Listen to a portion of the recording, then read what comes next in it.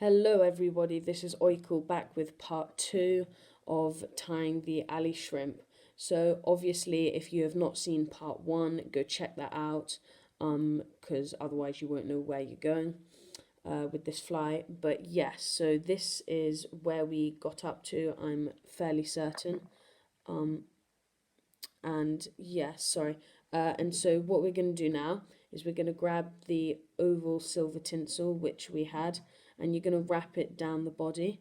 But this is quite crucial. What you're going to do is you're going to have roughly 2 or 3 turns in each color segment of the fly. So in the red segment you'll have 2 turns of the oval tinsel, black segment 2 turns, etc. Once you're done doing that, once you've caught it in, you can get rid of the silver oval tinsel. And so now we're coming on to getting some hackles on, getting on the natural squirrel tail, and the golden pheasant. So I'm just going to tighten up my vise because for some odd reason it's being a bit loose, but that's okay. There we go.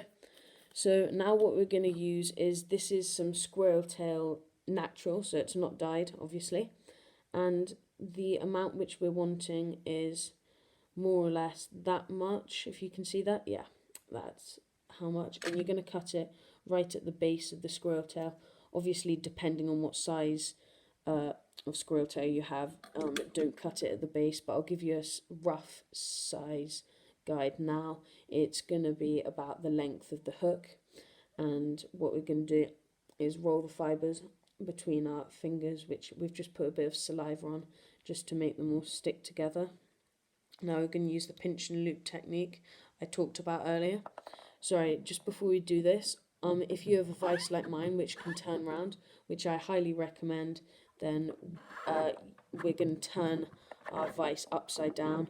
So we're working with an upside down fly here, and we're going to catch in the squirrel tail like so, just upside down, but you know, that's fine. And now we're just going to turn that back around, just brush off any excess hair fibers which were not caught in during that process, and that's what it should look like. Yeah, that's looking quite nice actually. I'm liking the way that's looking. That may have even been a bit too long, but you know, you're never 100% with fly tying.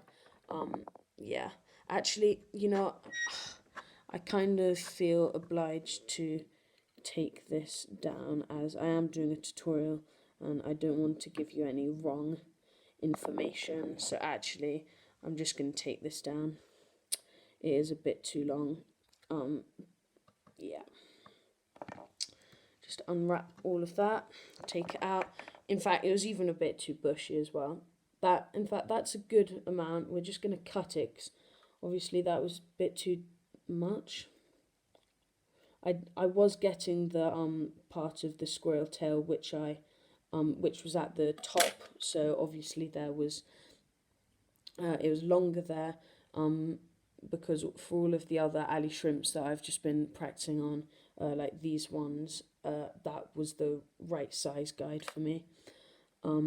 Anyway, so gonna catch that in like so. Yeah, that's nice, and that's caught in, and that's really all there is to this part of the fly. Yeah, that's more like it. That's more like the general alley shrimp pattern that you're likely to see whilst fishing. That's what I'm familiar with anyway.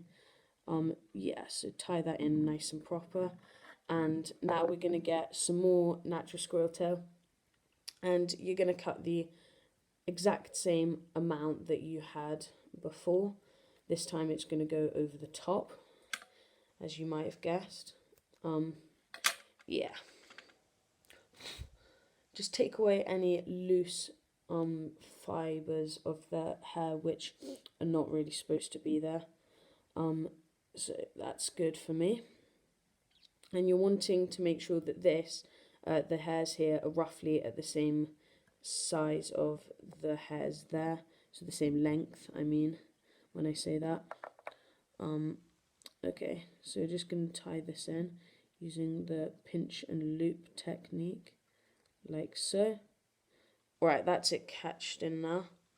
That's looking nice actually. I'm liking the way that this fly is turning out.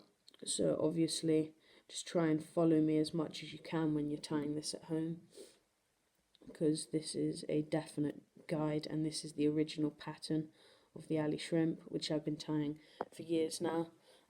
So now what we're going to grab is some golden pheasant, and the golden pheasant which we're going to be using are not the ones at the top, because obviously those are massive, and feathers like these are used in traditional salmon flies, very old ones. We wouldn't use them nowadays. I've actually run out of small ones, so I'm going to have to take a reasonably big one. But what you can always do is you can always just take away any fibres that you don't need. Obviously you can keep some of these fibres because they are good for trout flies, so I wouldn't be wasting your golden pheasant, because golden pheasant can come at pretty pricey, to be honest. Yeah, so I wouldn't be wasting that. Now what we're going to do is we're just going to cut off just about there is good, and you're going to tie this on. So this is quite specific. You're going to tie it on the top so that it lies flat along the top of the fly, like so. So, oh, that's not exactly flat. We're going to want it as flat as possible, guys.